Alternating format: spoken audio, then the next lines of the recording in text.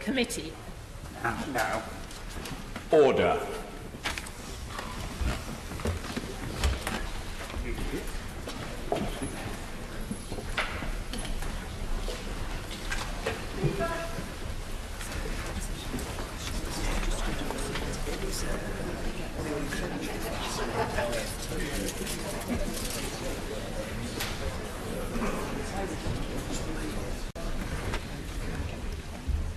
Order!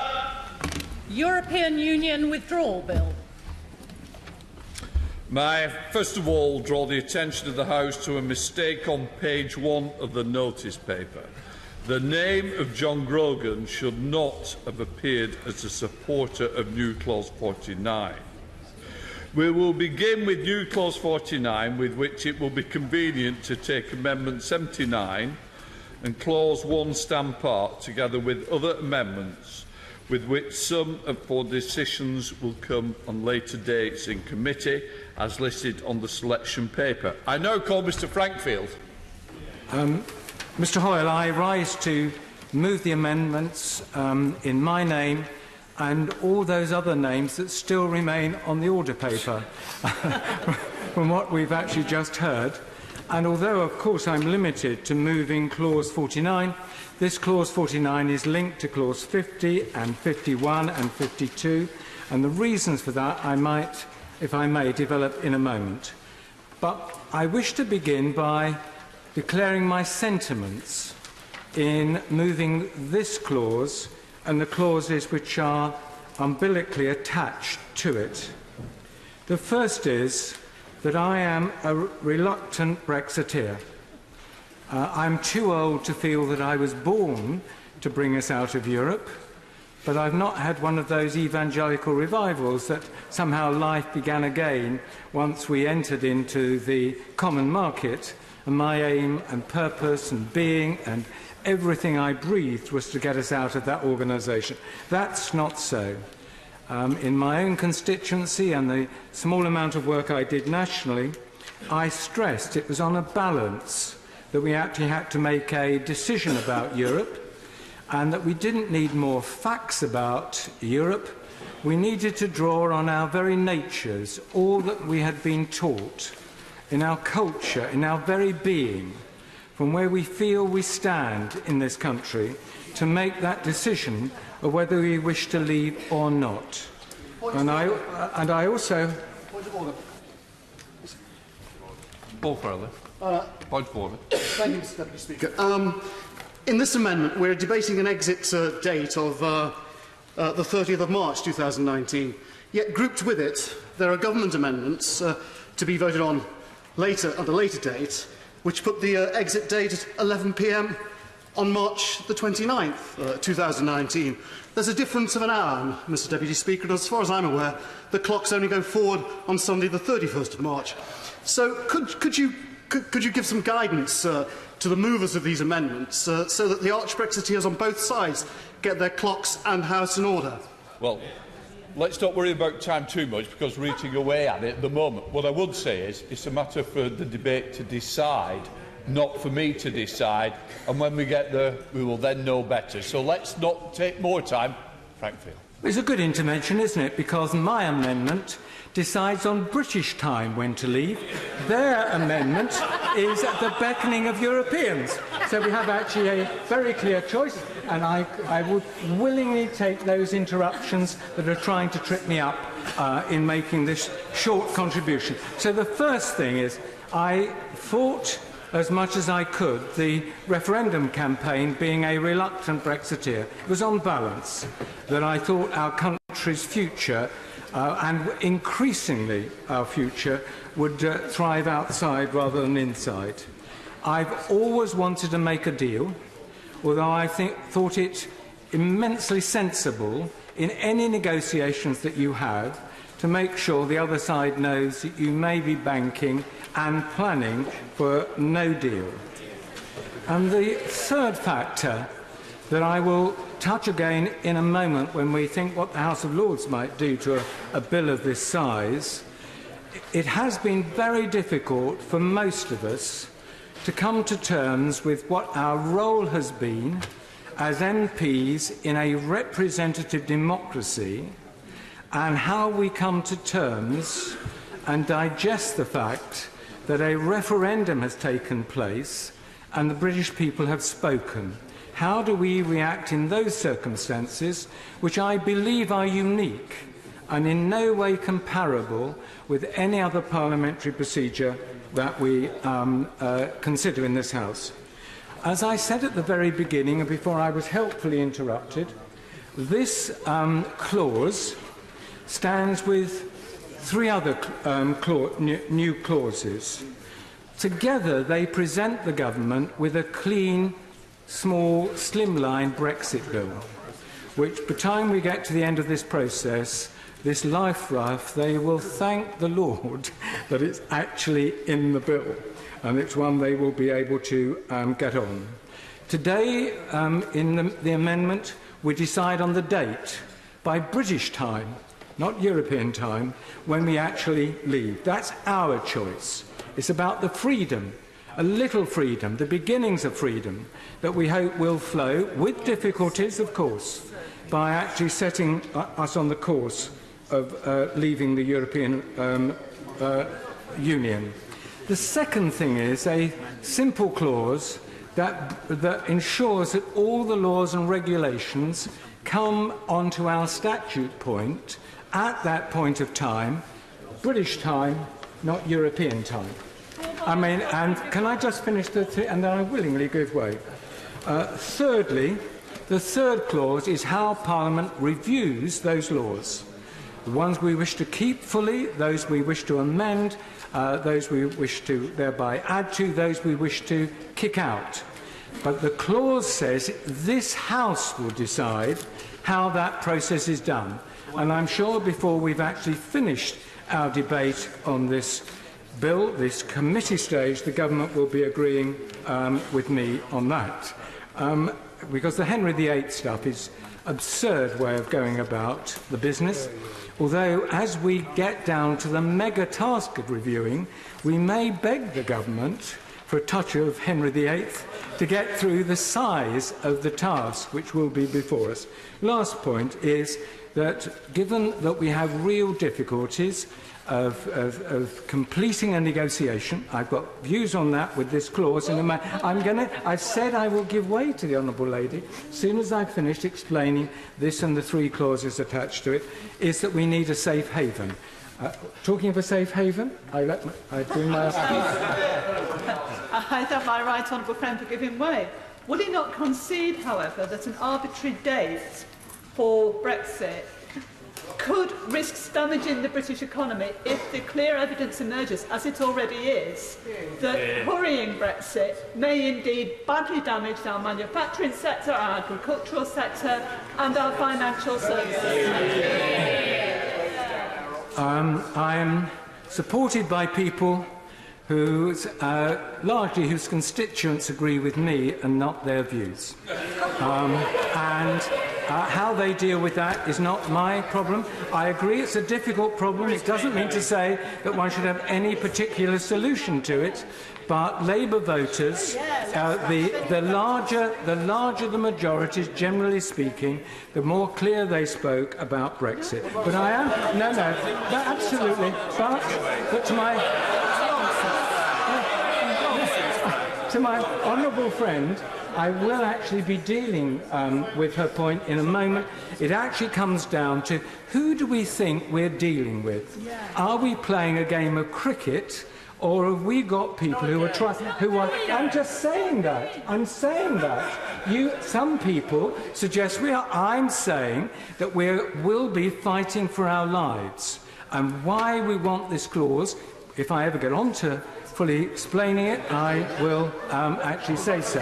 Now, my honourable friend there wanted to intervene. I was confused by his suggestion that all Labour voters are somehow supporting his position, because actually the majority of them didn't. And the majority of Labour members don't support his position either. I think that's very important to take, and would he correct the record? I happily add to the record because it makes some people's circumstances more difficult. I said, generally speaking, the larger the Labour majority in a general election, the bigger the turnout, the bigger the last objection, and the one before that, and the one before that, if you want to do it, the more likely they were to vote leaving. And one can consult, one can consult, and before I give.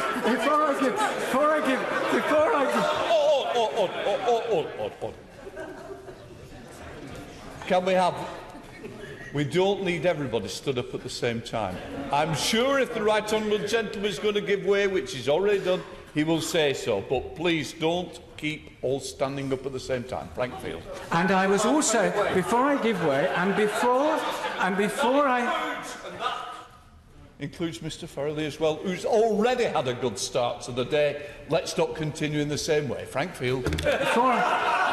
And as I would say in qualifying that general statement, the area that I love to represent, not my own constituency but others, actually voted to remain and were against the trend of what was in the country about Labour support and the referendum. I will give way to my friend who's been in the House.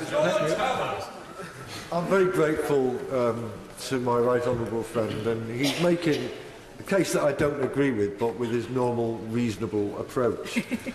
But I think he needs to focus on the fact that I think he's probably right, that at the moment, most people haven't changed their mind, and the reasons they voted to leave remain, as far as they're concerned, unresolved, and they think it will be resolved by leaving.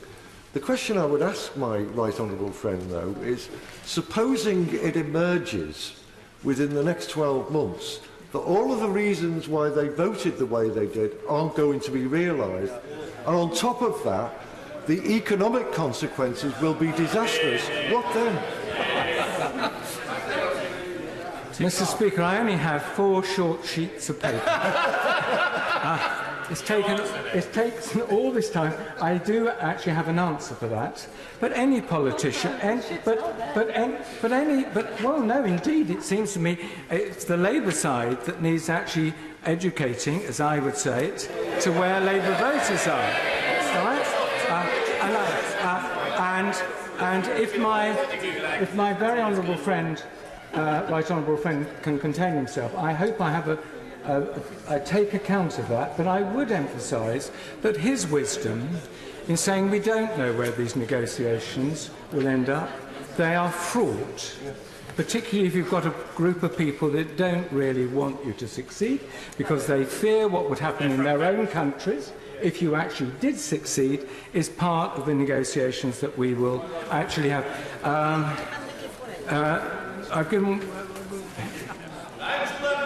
I'm grateful to my right honourable friend. Did my right honourable friend receive a pamphlet from the government during the referendum, paid for by the taxpayers, which on the back said that the government would carry out the wishes of the people via the vote in the referendum? And doesn't he believe that actually having a fixed date known by everybody actually delivers what the people voted for? I have to confess, in receiving the pamphlet but throwing it away in the bin immediately, I never believed the sort of campaign we fought, with false truths on both sides, enhanced the standing of us as a political class, or addressed the very serious issues of which people had to sum up everything that they knew about their own identity, their community's identity, their country's identity, and their country's position they want to see in the world, which we all know people take different views on.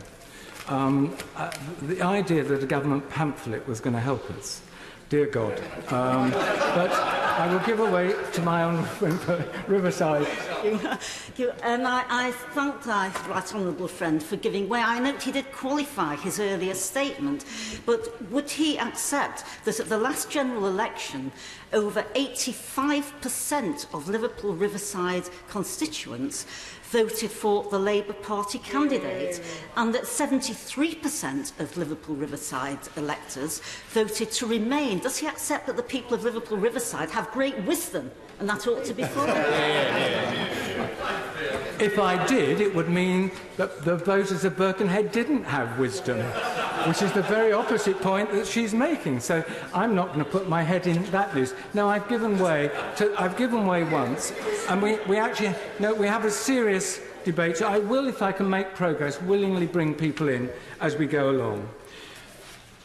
I wished, however, to express a disappointment with the government how it's handling this strategy.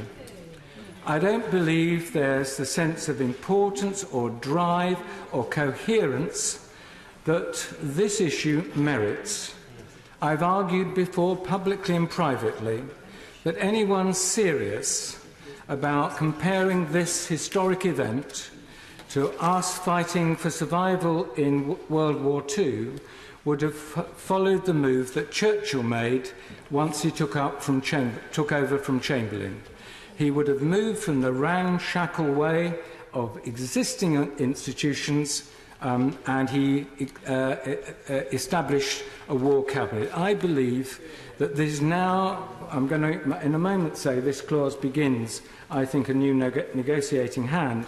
I think we need a Brexit cabinet, small, with the offer to the opposition to be on it, as in wartime, which Mr Attlee, Mr Greenwood accepted, that we actually try have a national interest.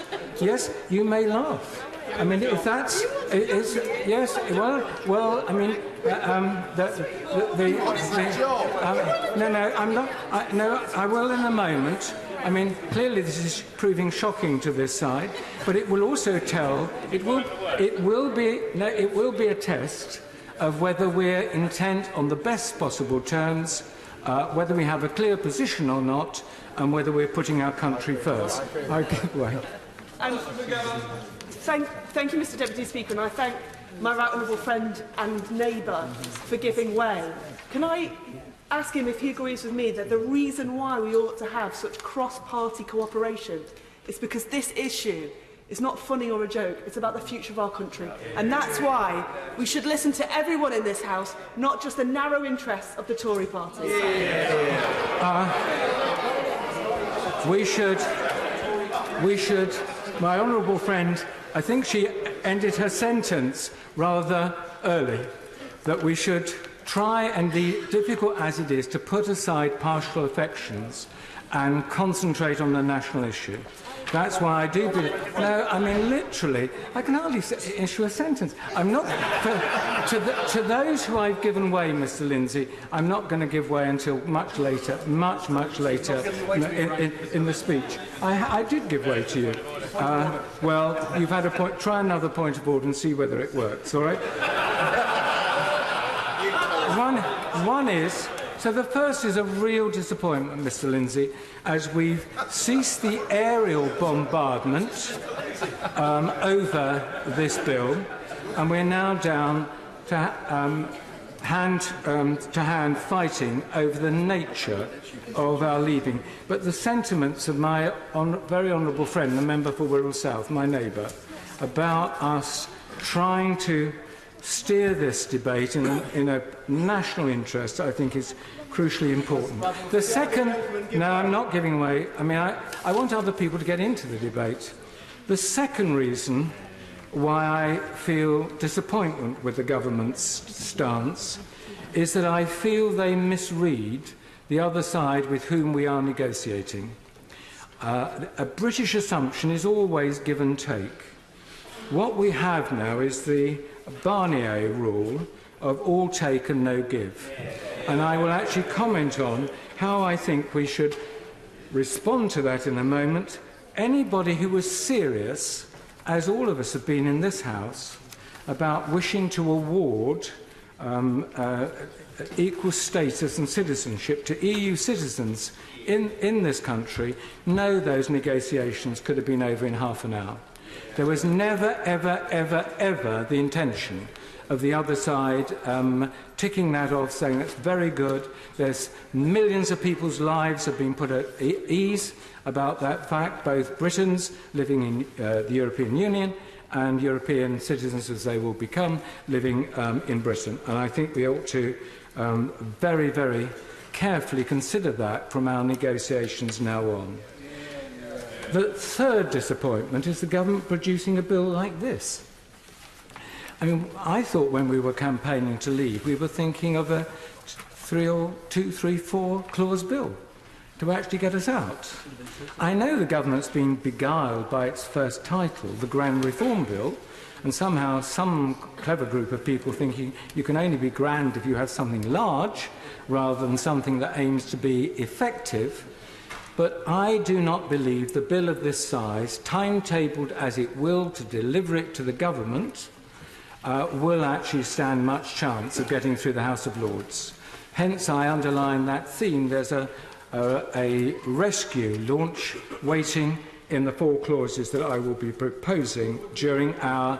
I'll give way in a second. The 4 clauses that are linked to this first clause, which I had such pleasure in moving. Well, would the right honourable gentleman accept that the House of Lords is, of course, unelected? It has actually also passed the Referendum Act itself by its own decision, and it really has no justification whatsoever for attempting to obstruct, delay or to undermine this bill. A very, very, very important lesson needs to go to some of those in the House of Lords who think they can wreck this bill and wear us down so that Brexit never takes place. There's a very important convention, the Salisbury Convention, and there's a very important difference between a referendum and a party's manifesto. The Salisbury Convention allows us to give and take over the important parts of a manifesto, which governments rightly feel committed to and through which they wish to pursue in Parliament and stand for re-election on saying we've done the job we've promised to do. We are in a different ballgame, and at the beginning I tried to say it is difficult for us all to get to terms with being the role that we have as MPs and the role that we have in a post-referendum debate.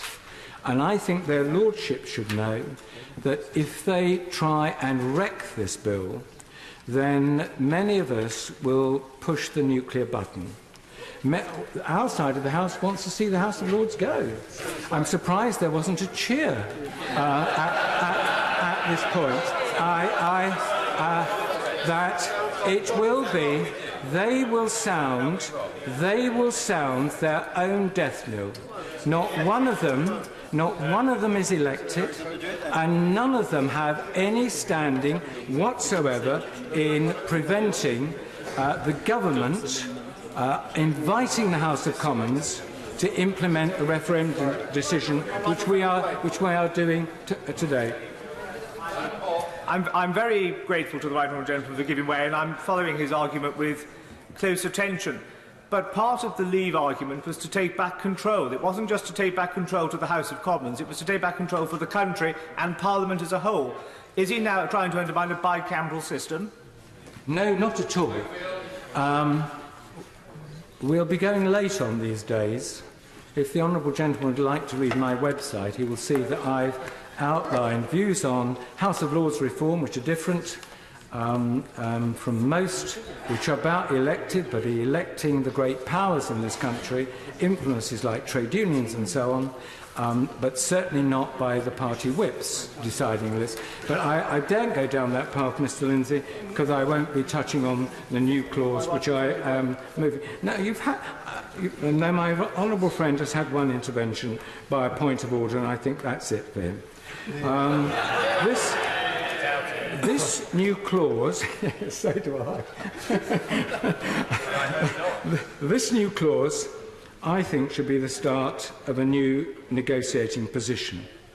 Mr. Barnier has told us that we have to put our money on the table, get serious within 2 weeks. I think we should jump at this opportunity. I think we should say in 2 weeks the government should lay the outline of our agreement. I believe that they should say over which decades they are prepared to meet our commitments, and I believe they should say at that point, at the end of the 2 weeks, we cease to pay any contributions to the European Union. I want to see the balance of power move swiftly from their boot to our boot, and that from that date, 2 weeks hence, at the invitation of Mr. Barnier, we actually say, fine. Here's the outline of the agreement. Here's the beginning of the money settlement, paid over a period of time because they're pension contributions and so on. But from this day until you start seriously negotiating with us, which they haven't, then in fact there's no more money going. Now it's wrong to think all of the 17 billion a year would be coming back to us. There is already coming back to us the 5 billion that Mrs. Thatcher negotiated from the unfair formula.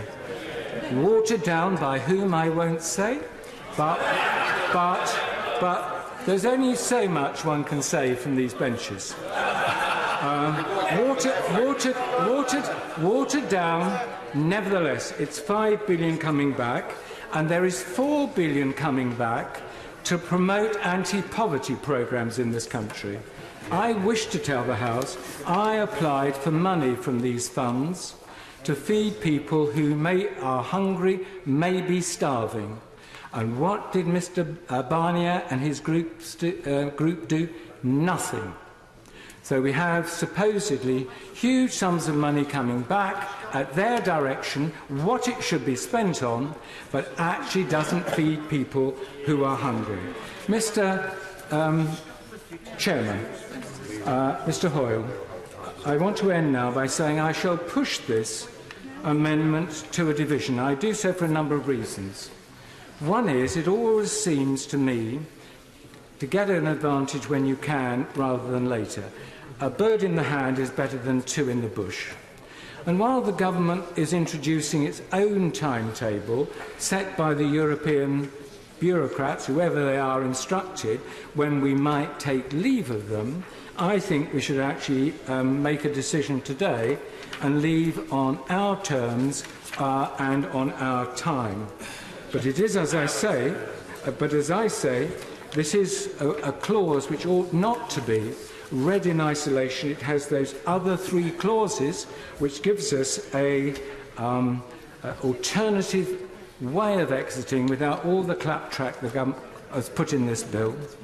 And I believe before the end of the negotiations, something like this four-clause bill will be adopted. To the first civilised intervention I had about timing, maybe it's a fallacy to think in one's own terms and have terms for the nation. But do you know, I've never bought a house without having in the contract the date when it's mine, when I can actually get in. I've never actually, apart from being elected to the House of Commons, but knowing that I would actually have a up to 5-year contract, I've never had a job that doesn't have a starting date in it. And therefore yes, I will. Of course I will. And I'm very grateful to my right honourable friend for giving way. I think his analogy about buying a house falls down at the first hurdle, because nobody commits to a date to buy a house before they know what it is that they're buying. But secondly, and the substantive point is this, is not the fatal weakness of what he proposes, and I respect the way in which he argues his case, as he always does, that the Secretary of State said to us when he came to appear before the Select Committee that it is possible that the negotiations may go to the 59th minute of the 11th hour, and that is undoubtedly possible. In those circumstances, does it really make sense to bind the hands of the country and those who are negotiating on behalf of the country to get the best possible deal we can get, which is also the weakness of the government's own amendment? Does it make sense to do that? As my honourable friend, right honourable friend, was kind to me about the house analogy, I've always bought my houses, never inherited them. I bought mine too. Very good. Very, very good. Then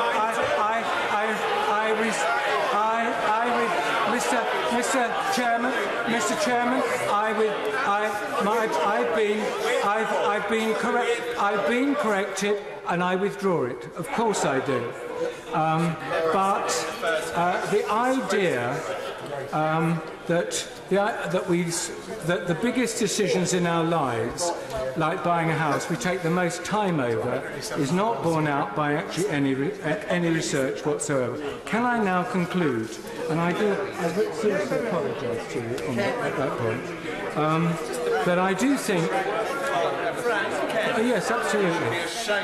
I'm grateful to the right honourable gentleman who has been a political ally of mine in previous cross-party arrangements, but not on this occasion. He has dodged missing, answering the perfectly serious point that his right honourable friend just put to him. As things stand, Article 50 will take effect in March of 2019, and we will leave. Anything in this bill's just superfluous to that. The problem could arise only if, and it's possible, 28 member states all agree that they're near to a conclusion, but they actually require a few more days, a few more weeks to settle it. Once we're going, they won't want to stay in very much longer, because they won't want us around for the European Parliament elections. But actually, it will be utterly foolish if 28 governments all agree to extend the process, and the British representative had to say, but we've put into British law a timing which says to the second when we're actually leaving. And that is, it seems to me, a rather serious flaw to the amendment. For a very honourable, right honourable friend, who's such a good lawyer, I wish he'd read my amendment, because it has a day rather than a minute when we actually leave. No, but I want to answer the point.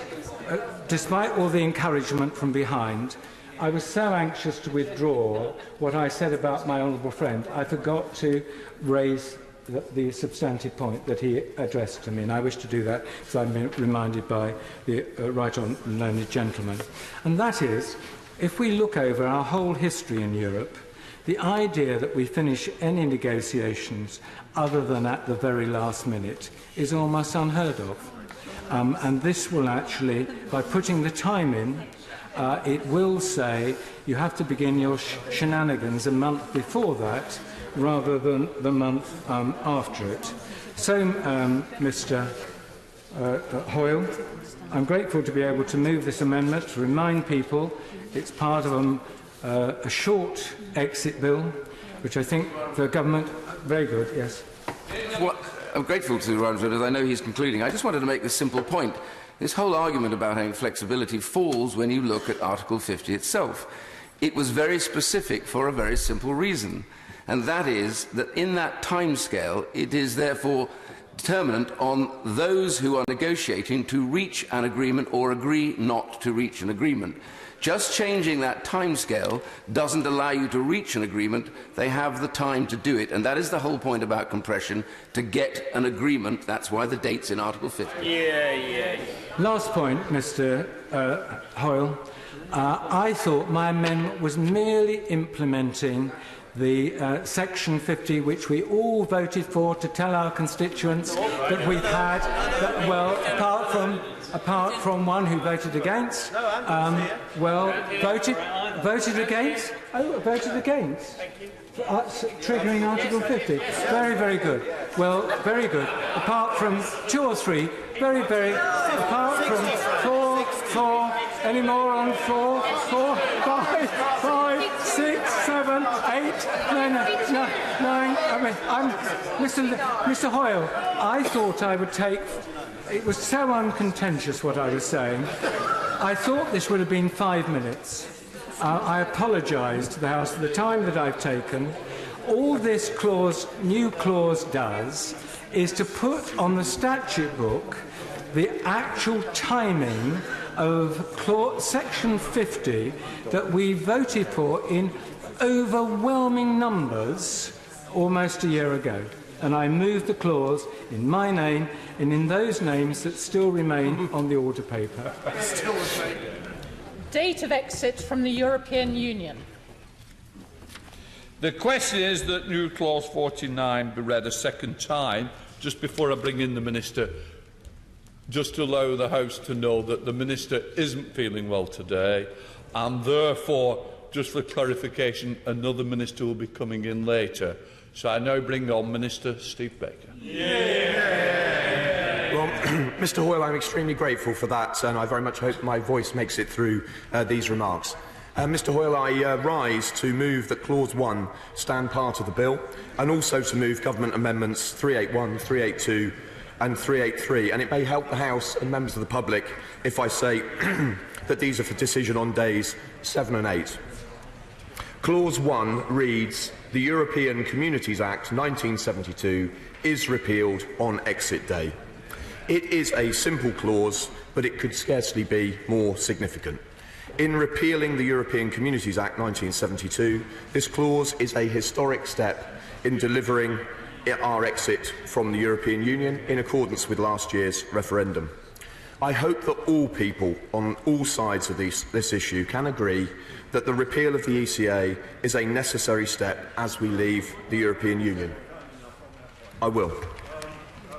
Would my right honourable recollect that the official opposition voted against the second reading of this bill and therefore also voted against the repeal of the 1972 Act, and yet they are still claiming that this bill is not fit for purpose and that it usurps parliamentary sovereignty when in fact it does exactly the opposite. Well, I'm very grateful to my honourable friend, and I look forward to seeing whether members opposite support the clause stand part. If we were not to repeal the European Communities Act, we would still exit the European Union at the end of the Article 50 process from the perspective of EU law, and there would be confusion, and uncertainty about the law on our own statute book. For example, it would be unclear whether UK or EU law took precedence, and if there was a conflict between them. The status of new EU law would also be unclear once the UK has left the EU. I intend first briefly to set out for the House the effect of the European Communities Act on our legal system and the implications of its repeal. The UK is a dualist state, meaning that a treaty, even when ratified, does not alter our laws unless it is incorporated into domestic law by legislation. This means Parliament must pass legislation before the rights and obligations in a treaty have effect in our law. The European Communities Act gave EU law supremacy over UK law. Without it, EU law would not apply in the UK. The 1972 Act has two main provisions. Section 2.1 ensures rights and obligations in the EU treaties and regulations are directly applicable in the UK legal system. They apply directly without the need for Parliament to pass specific domestic implementing legislation, and this bears repeating in the context of the clauses to follow. The EU regulations and certain EU treaty provisions have effect in the UK without further parliamentary intervention, thanks to the European Communities Act. Section 2.2 provides a delegated power for the implementation of EU obligations, such as those in directives. Over 12,000 EU regulations flow into our law through Section 2.1 of the Act, none of which could be refused by this House or the other place. These range from chemical classification rules to rules about the rights of passengers travelling by sea. Will you give way? I will give way to my right honourable friend. Does the Minister agree that this simple, crucial clause is the way in which our democracy is completely restored and that once it has gone through and implemented, any matter that worries the British people can properly be the subject of parliamentary debate and decision, no laws and treaties withstanding. I'm very grateful to my right honourable friend, and he's perhaps anticipated my speech by a few paragraphs. UK ministers and ministers in the devolved administrations have made nearly 6,000 domestic regulations under Section 2.2 on topics as disparate as airfares, public contracts and preserved sardines. The House has, of course, not remained supine in absorbing all of this legislation. We have benefited from the tireless work of the European Scrutiny Committee, chaired so ably by my honourable friend Firstone, which has scrutinised a vast number of EU documents supporting this House in holding ministers to account when representing our interests in the EU. Its work has been of paramount importance in holding ministers to account and maximising this House's voice on EU matters. On occasions, deliberations in this House have influenced the laws adopted by the EU, but ultimately this House was, on every occasion, obliged to implement our EU obligations. We could not, in one moment, we could not refuse new EU law because of our obligations to the EU. I give way. My right honourable friend accept that most of his legislation proposed by the Commission, considered by the Council of Ministers, including a British minister, and nowadays approved by the European Parliament before it becomes law. Can he name a significant European law or regulation which was opposed by the British government at the time, which the government is now proposing to repeal? Because most Brexiteers can't think of one. We're not repealing anything. Well, I beg your pardon, Madam Deputy Speaker. I'm most grateful to my right honourable learned friend, and I think the question at stake here is not whether there are legitimate processes in the EU, it's whether we approve of them. And the one that I'm always glad to bring to people's attention is, of course, the ports regulation, which we will have to stick with all the while that we are within the European Union. But it's perhaps uniquely opposed by the owners of ports, the trade unions, it seems with all parties involved with our strategic interests in ports are opposed to that particular regulation. I very much look forward to the day that we can make our own decisions about how our flourishing private sector infrastructure works. I will give way to my honourable friend. Thank you, Minister, for giving way. Would he also agree with me that those who accuse the government of a power grab would be very happy for unelected EU officials to continue to exercise these powers, rather than an elected government accountable to this elected Parliament? Well, Mr. Speaker, indeed. I've often thought that the scenery of our Constitution had remained in place throughout the course of my lifetime, but not, in fact, the practical effect which the electors of this country expected it to have.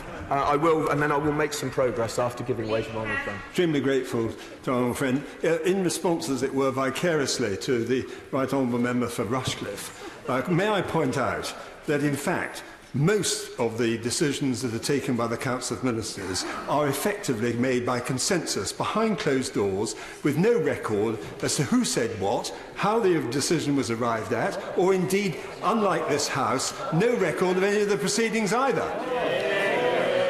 I'm most grateful to my honourable friend, and I certainly thoroughly recommend his related report, the report of his committee on the related subject. I think what's been established in this sequence of interventions is that Clause 1 of this bill could scarcely be of greater constitutional significance. It repeals the 1972 Act on Exit Day, removing the mechanism that allows EU law to flow automatically into UK law, and removing one of the widest-ranging powers ever placed on the statute book of the United Kingdom. The repeal makes it clear and unarguable that sovereignty lies here in this Parliament. I will give way to the Honourable Lady. I'm most grateful to the Minister for giving way.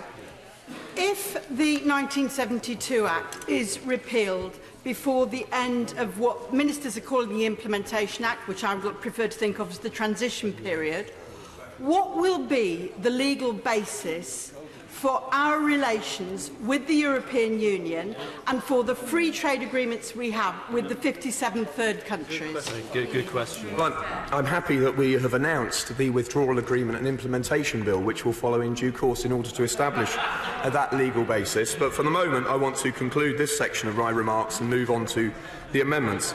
And not just now, how we how we exercise in future the restored power. I have to say, I do think I've given way quite a few times. I'm going to make some progress and get on to the amendments. How in future we exercise that restored power is a choice for this place. The government are clear that we want a smooth and orderly exit achieved through continuity in the law at the point of exit, as we shall discuss at later stages. For now, I hope all members can agree it is essential that this clause stand part of the bill. I now turn to today's amendments. It's very fitting that the first amendment to be debated in this committee was from the honourable gentleman for Birkenhead. He has got to the heart of the matter of when we leave the European Union. I listened very carefully to his speech. I'll come to that point. I listened very carefully to his speech. I have a great deal of sympathy for the case that he makes. I just pick up on 2 points. First, on the issue of using our time. He, of course, has not given a time of day in his amendment. And one of the things I learned in the course of my Royal Air Force service is the ambiguity which arises when one implies or deliberately specifies midnight, which, of course, can be taken as being the beginning or the end of the particular day. So I would say to him that I do think his amendment is technically deficient.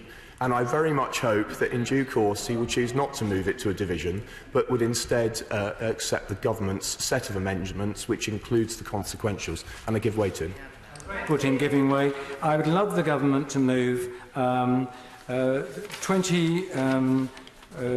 hours, 59 minutes on the day that we should actually leave, but it's on our time, not on their time or their terms. Now, will the government actually move that amendment to my amendment later in the bill? Well, I'm most grateful to him. He's made his case well, of course, but we are going to move the amendment which we have tabled. I will give way once more, and then I am going to make some progress.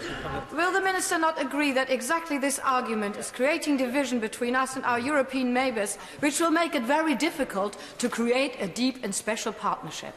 Well, I don't accept that at all, no, because when the Prime Minister wrote to the President of the European Council in March last year, she set in train the defined 2-year process of Article 50, which, unless it is extended by unanimity, will come to a conclusion on the 29th of March 2019. That's why the Prime Minister said in her speech in Florence that the United Kingdom will cease to be a member of the European Union on that day. That is the government's policy. As I said, I would like to make some progress through my remarks. However, the government has listened carefully to the debate around the setting of exit day for the statutory purposes of the bill. There has been some uncertainty as to whether the exit day appointed by the bill would correspond to the day that the UK leaves the EU at the end of the Article 50 process. The government sympathises with this uncertainty. This is also an issue on which the Lords Constitution Committee opined in its report in September. They stated, "We are concerned that the power to define exit day, a matter that is pivotal to the operation of the bill, is unduly broad in its scope and flexibility, and that it is not subject to any parliamentary scrutiny procedure."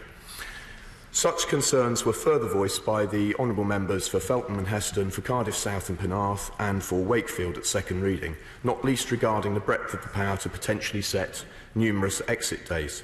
In fact, there has been a notable disconnect, which I think we perhaps saw earlier, between the Labour front and backbenches on this issue. While a number of their backbenches have submitted amendments and raised concerns regarding exit day, the front bench seems to have refused to acknowledge the need to establish clarity. We would like to put this issue to rest. We recognise the importance of being crystal clear on the setting of exit day, and the government is keen to provide the certainty that the Right Honourable Member for Birkenhead and others are seeking. In light of this, the government has brought forward Amendment 381 to Clause 14, along with the consequential amendments 382 and 383, which will set exit day as 11 p.m. on the 29th of March 2019. Of course, this is slightly different to the Right Honourable Member's amendment in that it sets the time as well as the date for exit. And I give way to the Honourable Lady.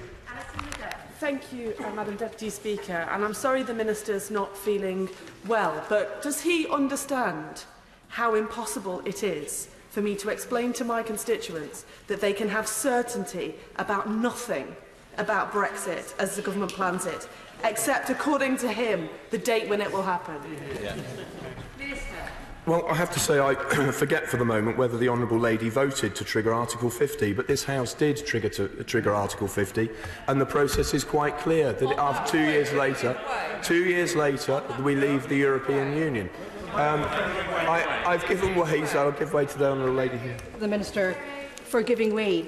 I'm just wondering where he's going to admit to this House that setting a date for exit is mere political window dressing. Yes.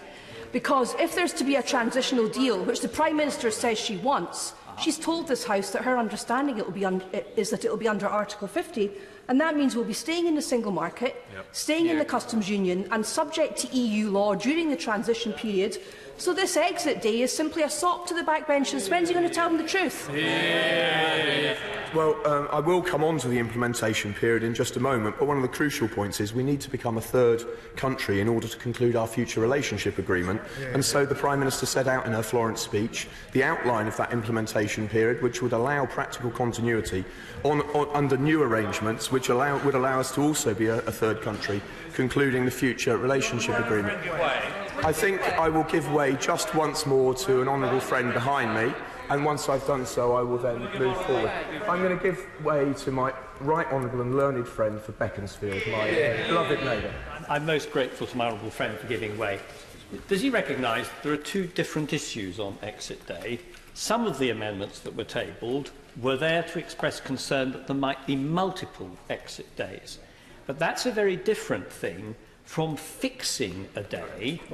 Obviously, it's the case that under Article 50 there's an expiry date, but he also knows that Article 50 has in itself provision in it for the possible extension of the period, if that is what is actually needed to conclude an agreement. And that's why I have to say I find this amendment by the government so very strange, because it seems to me to fetter the government, to add nothing to the strength of the government's negotiating position, and in fact potentially to create a very great problem that could be brought back to be visited on us at a later stage. Well, I'm very grateful to my right honourable and learned friend, and he makes his point with considerable clarity. And yes, of course, I accept that the Article 50 process has the provisions that it does. But what I would say to him is that a number of learned voices in private voiced the concern to us that there was a degree of elasticity in the sunsetting of the powers in the bill, and that they were concerned for that reason that we should fix the exit day. And I would also say to him further that in relation to this matter, while he makes his point with his usual clarity, other members of this House expressed the view that we should put beyond doubt the time and date that we leave the European Union. And that is what the government has done with this amendment. I did say only a couple of minutes ago that I would only give way once more, but I'm just on this occasion to give way to my honourable friend, and then I really will make a little more progress. The Minister is making a very good speech, but what is not clear, and there's some media speculation about this, if Amendment 381 is passed, with the exit date confirmed as it is it the bill allow that date to be changed subsequently by regulation or not? No, the answer is no. This has been particularly raised in relation to the powers of Clause 17, which are in relation to consequentials related to the provisions in the bill coming into force.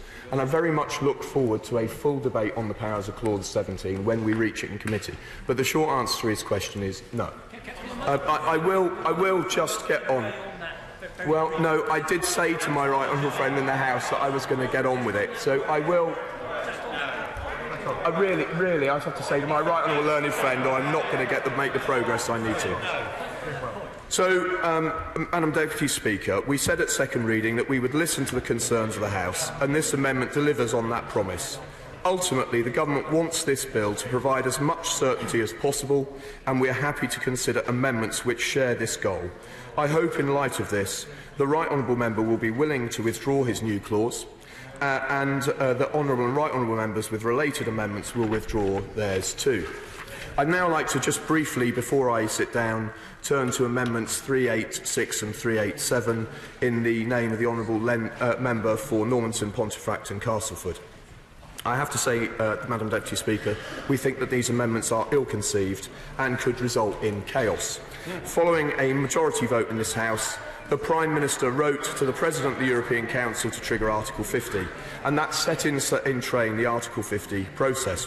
The treaty article says the treaty shall cease to apply to the state in question from the date of entry into force of the withdrawal agreement, or failing that 2 years after the notification, etc., unless the European Council, in agreement with the member state concerned, unanimously decides to extend this period.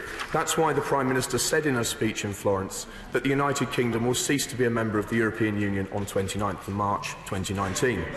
The Government has always been clear that the purpose of the EU Withdrawal Bill is to ensure that the UK exits the EU with certainty, continuity and control.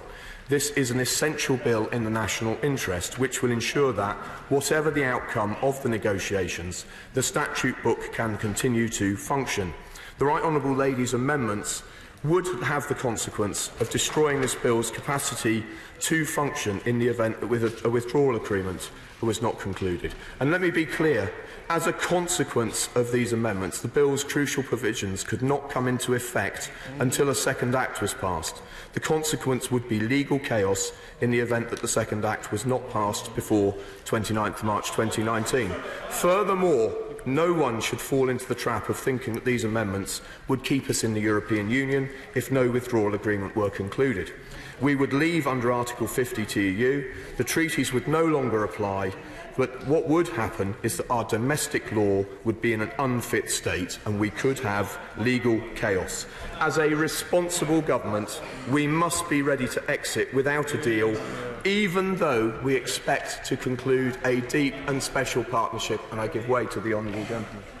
I'm very grateful for the Minister for giving way and actually being pretty frank with the House now, because if he is right in what he has said, what his government set of amendments does is pave the way for no deal. And if I am wrong about that, why did his predecessor, Lord Bridges of Headley, say that he didn't believe it would be possible to sort out the divorce bill, sort out the implementation period and the final deal on our withdrawal within the time frame envisaged? What he is planning for, and should be absolutely frank with the British people, is no deal, and he has no mandate from the British people to do that. Well, this is a subject on which I responded to a debate only recently, and I would refer the honourable gentleman to everything which I said on that occasion. But he is wrong. We are planning to secure a deep and special partnership with the European Union. We intend to do that with the implementation period which the Prime Minister has described and set out in her Florence speech, and we very much look forward to carrying through the necessary legislation to do it. I'm going to give way twice more and then I'm going to go through and conclude my remarks. Thank him for giving way. Is he aware that the Chief Financial Officer of Aston Martin has said that it would be a semi-catastrophe if the UK went for no deal? And could I ask him why he would not allow the option of Article 50 to be extended to ensure that there was a deal if we were very close to reaching one at the date that he has set? Well, I'm very grateful to him for that intervention. What I would say to him is we are going to go through the process of making sure, as a responsible government, that our country is ready to leave the European Union without a deal if that proves necessary. We will take the steps to be prepared as a responsible government should. But what this bill cannot do is preempt the negotiations by putting things into statute before they've been agreed. The Government intends the United Kingdom to leave the EU on the 29th of March 2019, and that is why we intend to put that on the face of this bill. However, we have always been clear we will bring forward whatever legislation is necessary to implement the agreement we strike with the EU, and that is why yesterday my right honourable friend, the Secretary of State, announced the Withdrawal Agreement and Implementation Bill, which we will introduce once Parliament has had a chance to vote on the final deal. Madam Deputy Speaker, this Government takes its responsibilities seriously and is committed to ensuring that the UK exit the EU with certainty, continuity and control.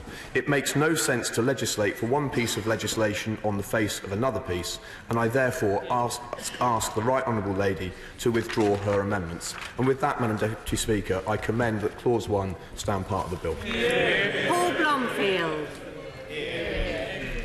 Thank you very much indeed, Madam Deputy Speaker, and I'm pleased to move amendments 43, 44 and 45, which give Parliament control over the length and basic terms of transitional arrangements and allow Parliament to set the clock on sunset clauses. These are the first of many amendments tabled by the opposition that we will be considering over the next few weeks, all of which have one purpose, which is to improve this bill. And it's frankly not helpful when ministers, and indeed the Prime Minister over the weekend, sought to characterise scrutiny and accountability by this House as an attempt to thwart Brexit. It is not. We accept the British people voted to leave the European Union. It may have been a close vote, but it was a clear vote, and that's why we voted to trigger Article 50. Whether we leave the European Union is not a matter for debate, but how we do so is crucial for the future of our country. The British people voted to pull out. They did not vote to lose out. And they look to this Parliament to secure the... I will in a moment. They look to this Parliament to secure the best deal, and that includes not stumbling over a cliff edge in March 2019. I was grateful for the honourable giving way so early. Could he define the Labour Party's idea of leaving the European Union? Absolutely not. I'm surprised as such an ardent Brexiteer, the Right Honourable Member doesn't understand what leaving the European Union involves. We do. Now, until last Thursday, the debate on Clause 1 looked fairly straightforward. The Article 50 notification made our exit from the European Union in March 2019 a legal certainty. And so exit... I will in a moment, but not now. And so exit day, for the purposes of the bill, could be left in the hands of Parliament. But then the government did something needless. They tabled Amendments 381 and 382, putting a specified exit date, and indeed a specified exit time, of 11 p.m. or midnight Brussels time, on the face of the bill. Their consequential amendment, 383, seems to contradict their other amendments in some regard, and that, I think, underlines the chaos and the chaotic way with which they've approached this bill. But taken together, the intention of the three amendments is clear. It's grateful. The rather mysterious explanation that the honourable gentleman gave to my right honourable friend here needs some elucidation. Would he be good enough to explain whether leaving the European Union does mean also repealing the European Community Act 1972, and then explain why they voted against it on second reading? Yeah. I would have thought that it would have been as clear to him as it is to me that leaving the European Union does involve revoking the European Communities Act. And I will go on to explain why we have concerns over the government's amendments and the different decisions that are involved within them. I will. Grateful for the honourable member giving way. Did the honourable member understand, as I did, when the vote for Article 50 took place, that the provisions outlined in Article 50 would apply, including the ability of 28 nations to agree to extend the negotiating process? I did indeed, and I will come to that point later in my remarks. I said that the intention of the three amendments, despite the confusion caused by 383, is clear. It's clear, but it is needless, because Article 50, triggered on the 29th of March 2017, provides for a two-year exit timetable. There is therefore no question over whether, not at this moment, now I'll make some progress, there is therefore no question over whether the UK will leave the EU at the end of that period in accordance with that notification. So, Madam Deputy Speaker, what is the purpose of the government's three amendments? Is it simply to appease extreme elements within their party, not thinking of the consequences for the country? Or is it a deliberate decision to unpick the Florence speech demonstrating that the freelancers within the Prime Minister's cabinet are actually in charge of policy. I will. I suspect it may be the latter. And given that the public will be looking at this and wondering, when they see this chaos that the negotiations are in, the lack of progress that has been made, and suddenly the government is wanting to bring down a guillotine rather than using the existing Article 50 process, they might have very good reason to be very suspicious.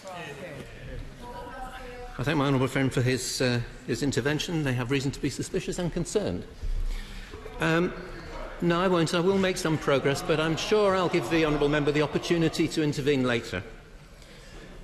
Now, whatever the reason for the government's decision, it is reckless and it is an extraordinary U-turn. Quite extraordinary.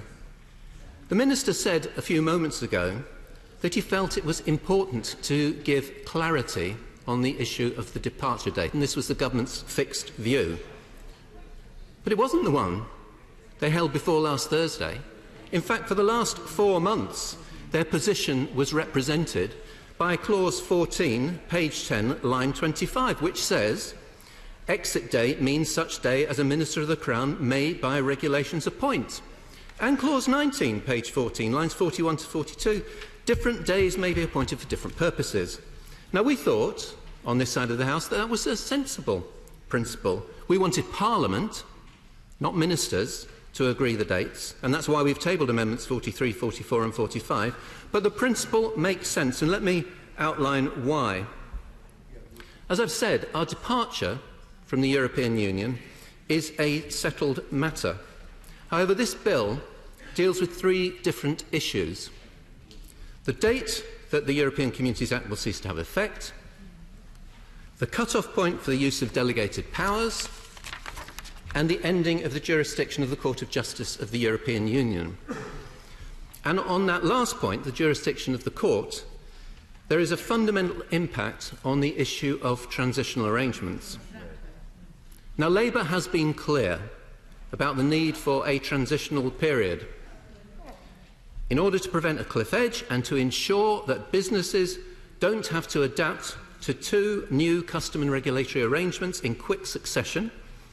We need a transitional period on the same basic terms that we currently have in the single market and in the customs union. Businesses and trade unions support that transitional period, and we were pleased when the government caught up with us on this in September. And in her Florence speech, the Prime Minister finally recognised its importance. And I quote, she said, people and businesses, both in the UK and the EU, would benefit from a period to adjust to the new arrangements in a smooth and orderly way. And she went on, clearly people, businesses and public services should only have to plan for one set of changes in the relationship between the UK and the EU. So during the implementation period, access to one another's markets should continue on current terms. And Britain should also continue to take part in existing security measures. And I know that businesses in particular would welcome the certainty this would provide. Her spokesperson reiterated just yesterday that she gave businesses reassurance on agreeing a time-limited transitional period, or as she prefers to describe it, implementation period, as soon as possible. But the government's amendment blows the prospect of a transitional deal on current terms out of the water.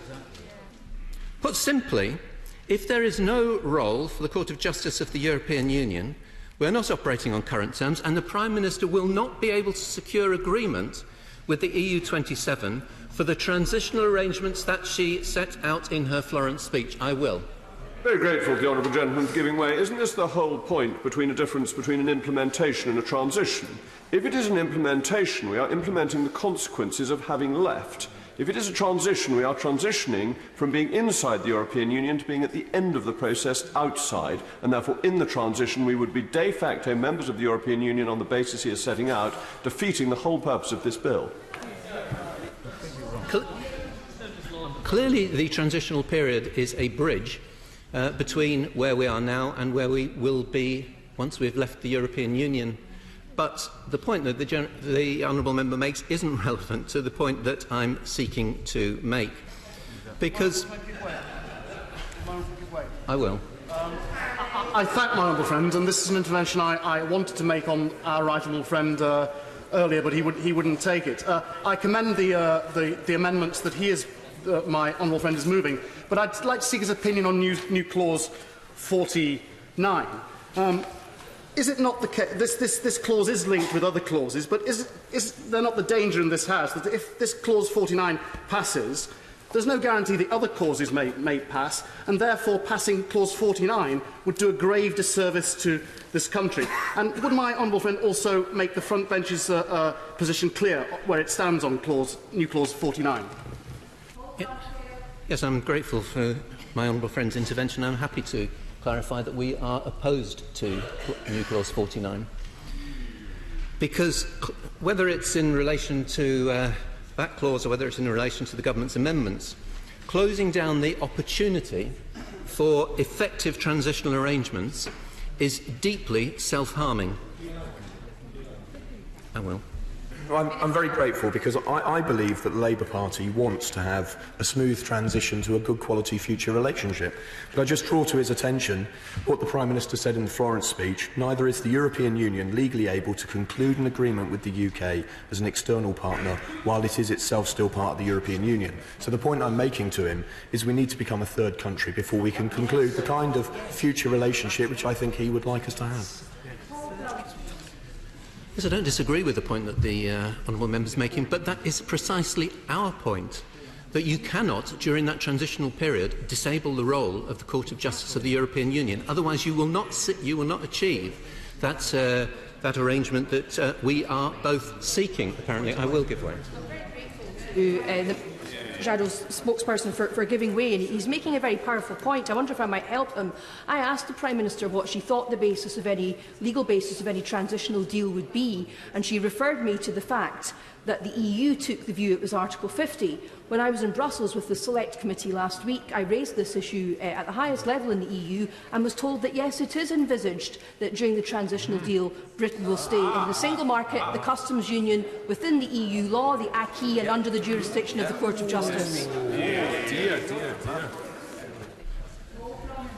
Yeah, I thank the honourable member for her intervention. I agree with that point. And in fact, the Brexit Secretary yesterday talked about the court in those terms. I will give way. I'm most grateful to the honourable gentleman. I'm listening carefully to his remarks. Is it not the case that part of the difficulty with this is that there's a sense of people being disingenuous about the reality of the process of Brexit? Of course, it's possible that at the end of this, despite the way we pass this legislation, the government can come back with a withdrawal bill, the statute that they promised us, which does the very thing which they won't admit at the moment, which is keep us within the jurisdiction of the Court of Justice of the European Union in a transitional period. And would it not be better and help us in the debates we're having to have over this bill if we could have a little bit of honesty and clarity, may I say from all sides, about what the implications are of withdrawal and how we have to go about it and the options and lack of options sometimes that may be opened. On that point. Sorry, is the honourable member intervening on his colleague, or is he?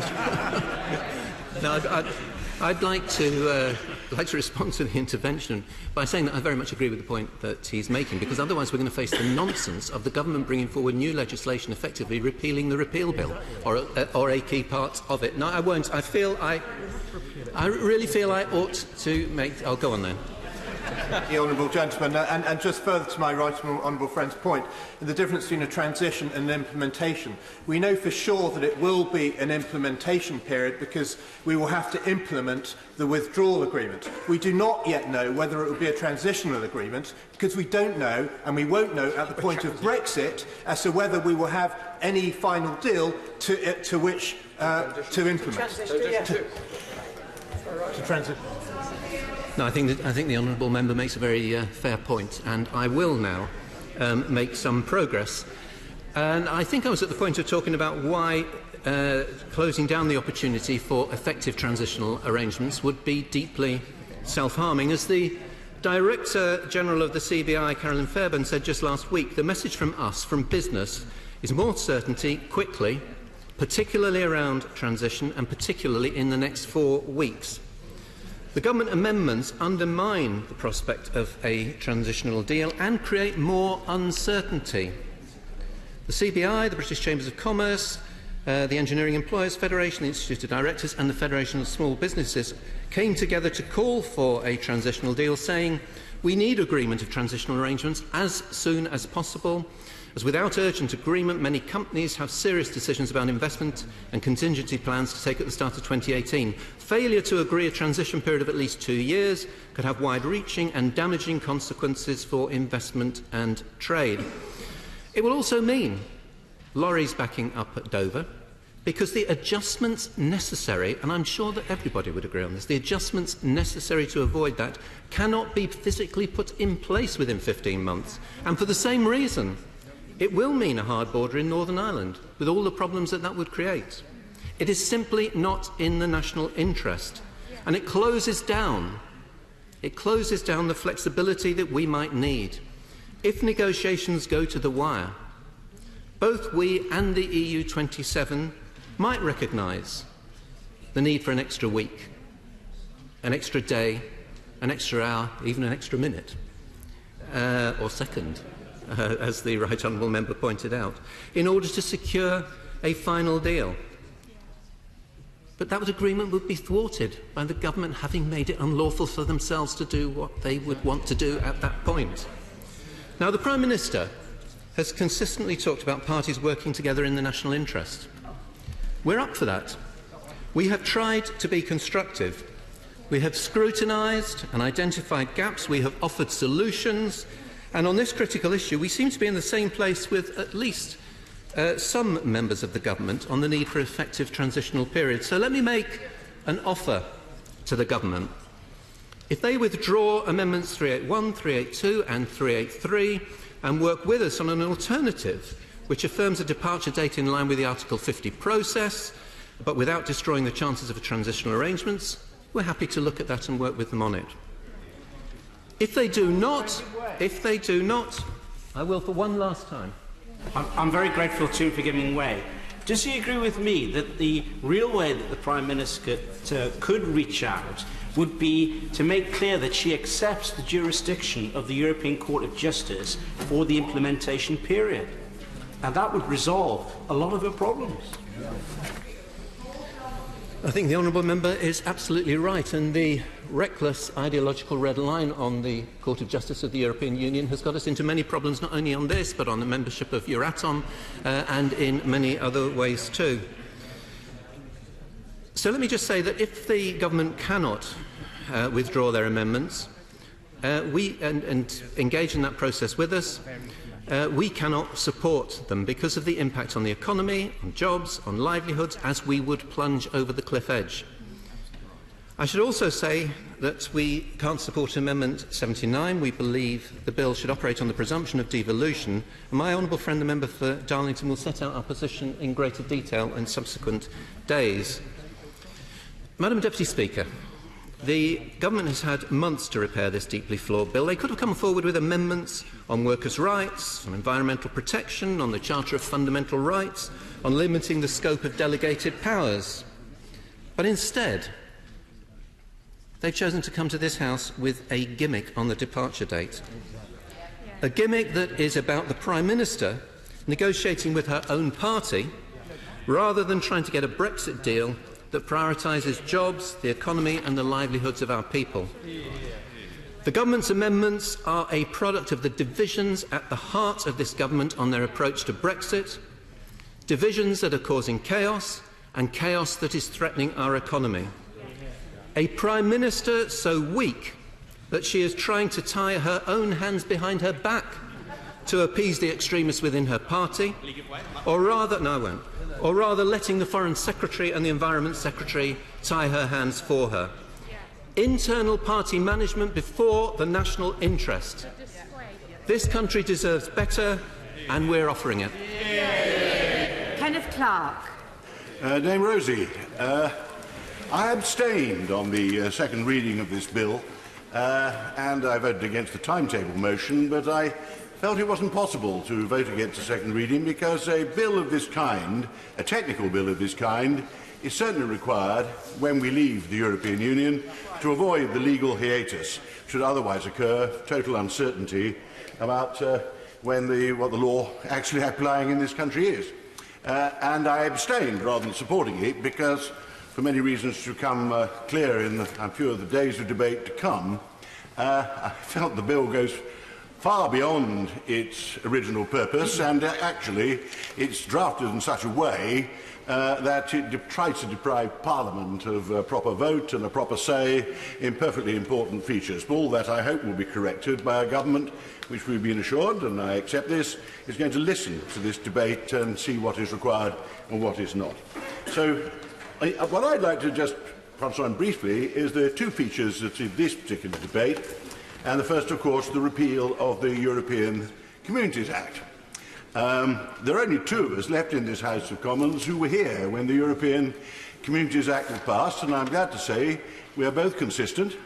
The Honourable Member for Bolsover and myself continue to vote against each other on all matters European, and already have done so. I always assure our whips that they can look forward to the Honourable Member for Bolsover supporting them on most of those issues where I shall be voting against them, and I'm sure that will continue to be the case. But on a serious point, the European Community Act was passed, incidentally, on a bipartisan basis, which I helped negotiate when I was then a government whip. That is, Labour rebels supporting the majority of the Conservative Party to get us in. Before everybody deplores it, let me just say that I don't think it's turned out to be a harmful piece of legislation at all. No one's ever previously, apart from the predictable people who are my honourable friends on the backbenches, ever sought to repeal it.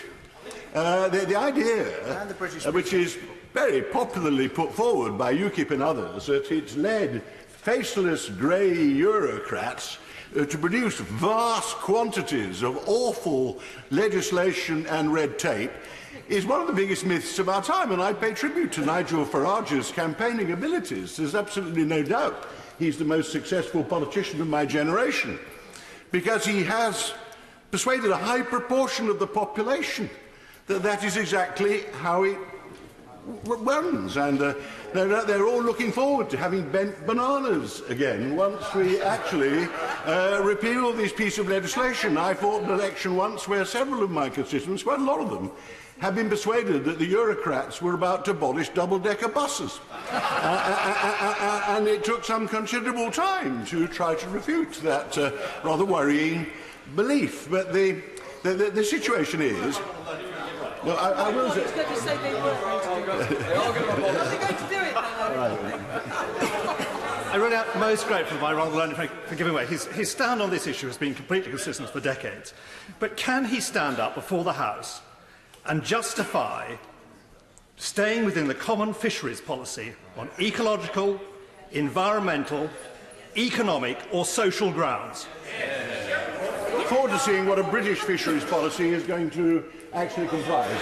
The average fisherman I meet, and this is outside this particular debate, so I'll be as brief as I conceivably can be, the fishermen seem to believe that if we actually exclude foreign ships from our waters, we can give up all this scientific stuff about conserving stocks, and they'll no longer have any quotas. That is the usual argument put to me. Of course, most British fish is sold in the European Union. It's a very important market for us, and it's inconceivable that they could be so vicious as to react to our throwing their ships out by not buying the fish that we are catching. Now, no doubt in due course a more rational British fisheries policy will emerge, and then we'll no doubt debate it in a more comfortable thing. But my honourable friend, I debated against him. He's a very sensible Brexiteer. We had more sane debates in village halls than we ever did on television, radio and the newspapers during the referendum campaign. But he faced my question about what regulation would he repeal that a British government had opposed if we left the European Union. And he came out with a list of chemicals and pesticides which he thought the farmers in his constituency would look forward to using again, and I think he was on vulnerable ground. And I think it's highly unlikely that this House of Commons would actually wish to repeal that legislation. And that's because the British like high regulatory standards on product quality, health and safety, consumer protection, the environment, animal welfare. British governments, during the highly successful 45 years in which we have been one of the leading influential players in the European Union, have been the advocates of more regulation and higher standards, and no British government actually has ever taken up the cause of deregulating in Europe. Now, the Barroso Commission was sensitive to what appeared to be public feeling, was very keen to be a deregulatory commission, and they gave it up. As one of the commissioners explained to me, they could not get any European government, including the British government, to come forward with any deregulatory proposals. But Vice President Tindemans, who is a very, very keen deregulator, the sort of character, he was extremely anxious to get proposals. We tried to get some deregulatory proposals when we were in government in coalition. No government department could produce any. That particular department was anxious to repeal. So the joy that some people feel over the repeal of the European Communities Act is, in my opinion, splendidly symbolic. And if there's anybody in this House who knows each of the 1,600 regulations in meticulous detail, it's my honourable friend, the member for Stone. So I'll give way. Indeed. I also know, and I just would like to challenge my right honourable and learned friend, member for Rushcliffe, on his assertion, which seems to suggest that he thinks that the manner in which the Council of Ministers has been operating has been adequately democratic and transparent. Could he please explain to us, from his own experience, which is extensive, how it does work? And would you like in so doing to deny the fact that it's done behind closed doors for the most part, and that it is actually done by consensus, so nobody knows who decides what, how and when? Under the major government, we introduced a process whereby parts of the European Council meetings would be held in public to answer these sessions, because it's really legislative. So Council of Ministers do hold public sessions. An attempt was made to reach decisions in public sessions. It probably still goes on. I've lost touch. Well, it doesn't amount to very much. I can reassure my honourable friend. The truth is... No, let me listen to my answer, because I agree. We tried to tackle this criticism. Well, and what happened was that each of the 28 ministers sort of gave little speeches, because we had television there. They gave little speeches entirely designed for their national newspapers and television, and negotiating and discussion did not make very much practical progress. And then what happened when you got these public sessions over was you went into private session and started negotiating and reached agreement. Now, I usually find the best business in the European Councils was usually done over lunch, and I have attended more European Councils than most people have had hot dinners, and but the hot dinners and the lunches at the European Councils tended to be where reasonable understandings were raised. There were very few votes, but governments made it clear when they opposed. What happened again after councils were over was everybody gave a press conference. Slightly distressing habit for some of the ministers to give an account of what they'd been saying at the council to their assembled national press, which didn't, in my opinion, resemble very closely to what they had been saying inside the council. And I regret to say some British ministers fell into that trap.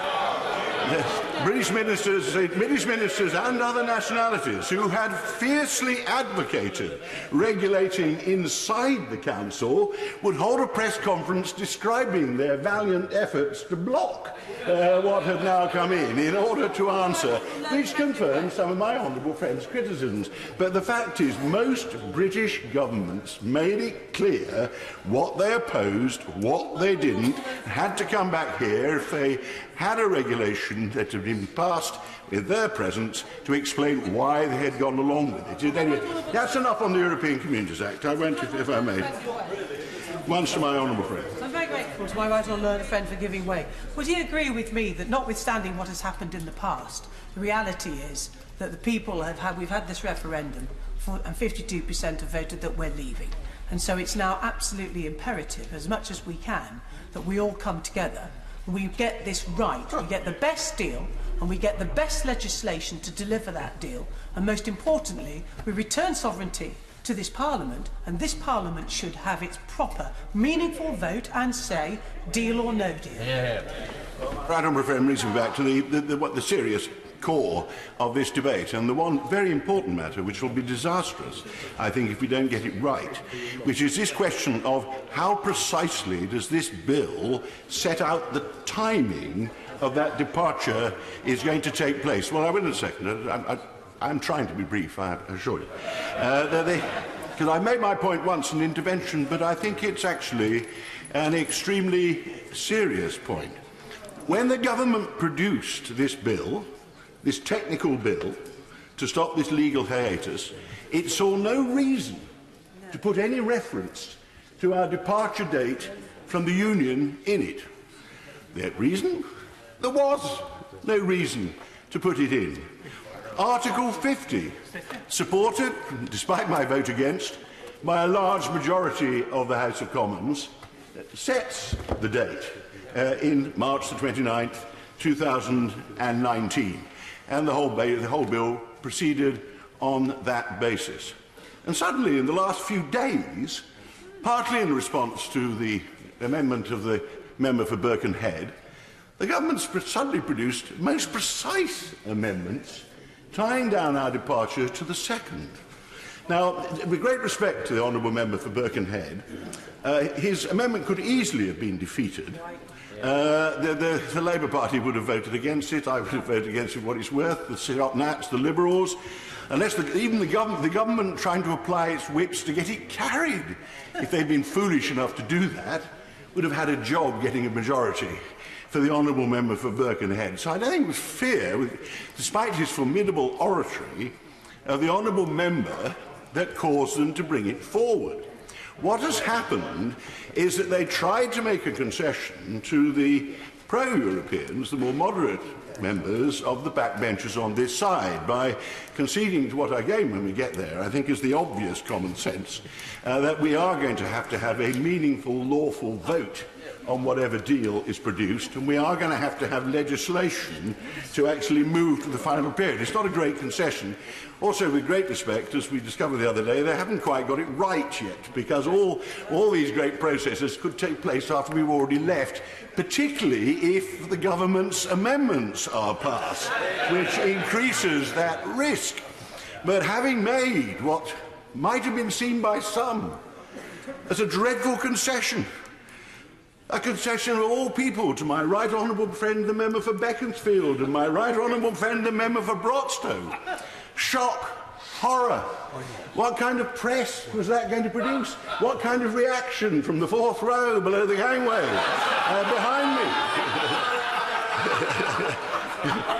So somebody is urged to bring something we can throw as a sop to the Foreign Secretary and the Environment Secretary and produce this ridiculous amendment. But it is not just ridiculous and unnecessary. It could be positively harmful to the national interest. These negotiations, Honourable Gentleman for giving way. Isn't it fortunate, however, despite what he just said, that the government has time to rethink this? Because my right honourable friend's amendment, it's already made clear the government will oppose it today, as will the opposition. the government's own amendment doesn't get considered until the 8th day of committee. And so, therefore, isn't there ample time for the government, without losing face, to listen to the words of the right honourable gentleman and the good sense of the words he's making and withdraw their amendment before that time? I will not try to emulate the eminently sensible advice of the honourable member.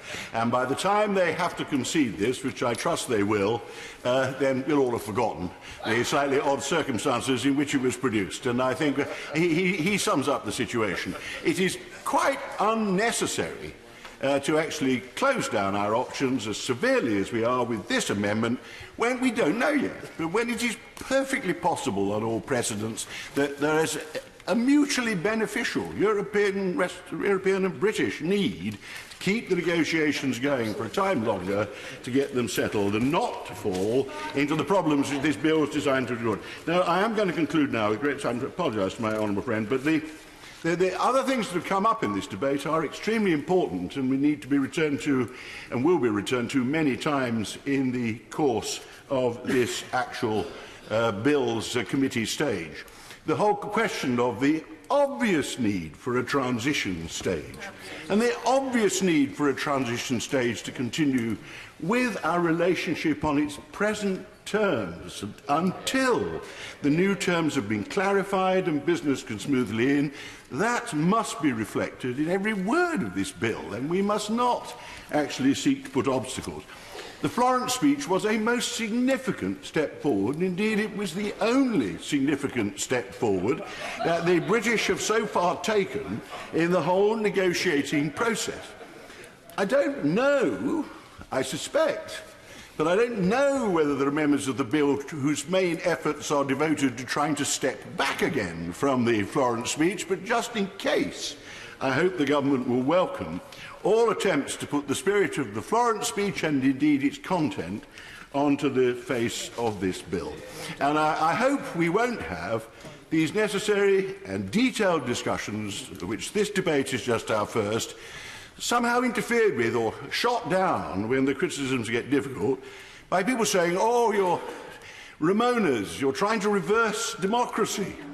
You have been instructed by the people to leave your atom. You have been instructed by the people to reject the European Court of Justice. The question of a mandate, the referendum, which I had no time for referendums, personally, but the referendum certainly settled that the majority wanted to leave the European Union. It settled nothing else. That as nobody expected Leave to win, including the Leave campaigners, who would have taken no notice of the referendum had they lost it, nobody actually paid any attention to what leaving actually meant in these practical, legal, economic policy, business terms, which it is the duty of this House to debate. We have no instructions. When anybody mentioned problems of trade and investment and jobs, which are actually only part of the problem, though a hugely important part, waved away by Leave campaigners, the leading Leave campaigners, the present Foreign Secretary dismissed all that. Politics of fear. Trade would carry on just as before. Investment would flow just as before. That was what the public were assured, and most of them believed, whichever way they eventually voted. Well, even the Foreign Secretary is going to have to read his brief and study the basis upon which international trade is conducted in the modern globalised economy, and we are going to have to avoid a House of Commons which universally expresses belief in free trade from quite needlessly putting protectionist barriers by way of tariffs, by way of customs procedures, by way of regulatory conditions between ourselves and our biggest and most important market in the world. I look forward to hearing my honourable friend as the debate continues. I've listened to him and greatly enjoyed listening to him and debating with him for rather many years on this subject. He now represents orthodoxy, party loyalty. He now argues there's too much parliamentary debate. We shouldn't have votes on this. It's all been settled by the voice of the people. I am the rebel. I espouse the policies that the Conservative Party has followed for the 50 years of my membership of it, until we had a referendum 18 months ago, and I regret I have not yet seen the light. But he and I were, like the honourable member for Bolsover, we remain consistent. We're probably each of us wrong, but in the course of it, there are some very, very serious issues to be settled in this bill, and I ask the government to reconsider silly amendments thrown out because they got a good article in the Daily Telegraph, which actually might do harm when we get to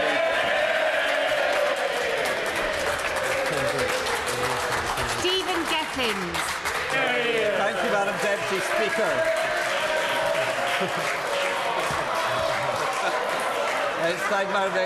It is an absolute privilege to follow the right honourable member and I welcome the applause from the Labour Party benches as well. Well, some of the benches. Some of them. Madam Deputy Speaker, over the weekend we passed the halfway mark between the EU referendum and actually leaving the European Union. It's difficult to argue that over those 500+ days that we've spent that time well, that the government's got a clearer idea of where we are, that the votes that were made by the Minister and his colleagues in Vote Leave have come to pass already closer to reality than they were when they actually made those promises. And we're certainly no closer to a post-Brexit utopia that we've been promised. There's the £350 million. Madam Deputy Speaker, I think those looking back on this debate in years to come, as well as admiring the speech by the Right Honourable Member for Rushcliffe, will also look back on these debates with a sense of bewilderment. Not only is this Parliament set to approve a bill, if this goes through, that most members seem to think is a bad idea. Most members think that leaving the EU is a bad idea. But we are also being asked to make significant changes with an extraordinary paucity of information like no other piece of legislation may be forced through on such little information. Yep. And it's astonishing that 500 days on, the government remains clueless about the impact of its plans. Yep.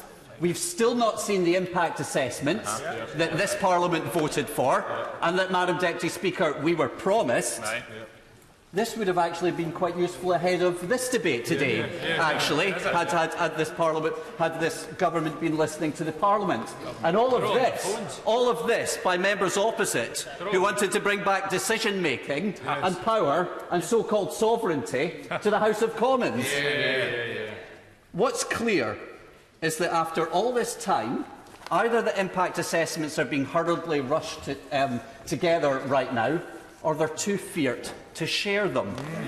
I was too scared to share them, Madam Deputy Speaker, for the front bench.